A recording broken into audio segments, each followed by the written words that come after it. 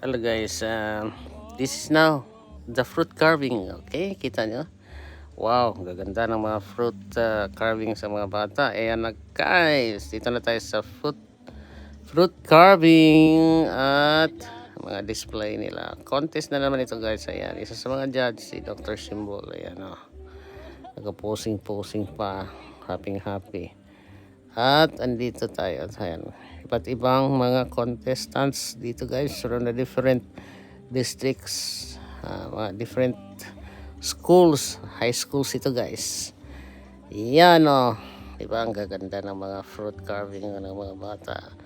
Hindi na magkamayo ang ating mga kabataan dahil gusto talaga silang mananalo. Ginalingan talaga nila ng todo. Ayan na. Pumuporma na lang ang lahat ng mga ginagawa ng mga bata. Ito na, swan.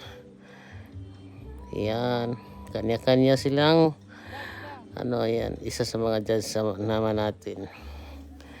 Yan, kanya-kanya na talaga ng forma ang mga bata guys. So yun ang gaganda na talaga. Kaya sige lang, panoorin muna natin guys, huwag kayong bibitaw. Atin mo nang tapusin ang video na ito, panoorin muna natin ang mga ginagawa ng ating mga kabataan. Yan na, oh, ka-cute. Kahit na maliliit na mga ganito, cute na yan ang bata. O, cute rin yung batang gumagawa. O, di ba? Ang liliit na mga batang yan, pero ang gagaling na, marunong na talaga. Kaya pwede na silang sumabak sa mga ganitong trabaho, ganitong negosyo. Yan si Miss Angel, smiling, enjoy sa panonood. Isa rin siya sa mga technical officials dito guys sa ating fruit carving. Ayan, star na. Ang gagaling ng mga bata talaga. Kaya hanggang ko talagang panoorin ito guys.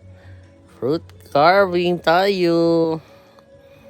Ayan, ang gagaling kasi nila. Hindi ka magkamayaw sa panonood. Kaya enjoy. Huwag kang bibitaw, enjoy lang. Ayan na guys. So this is it. Ayan, diba? Ay nako. Yan, believe ka talaga. Kaya meron pa tayong video sa susunod guys, ibang contest na naman. Kaya panoorin lang ninyo.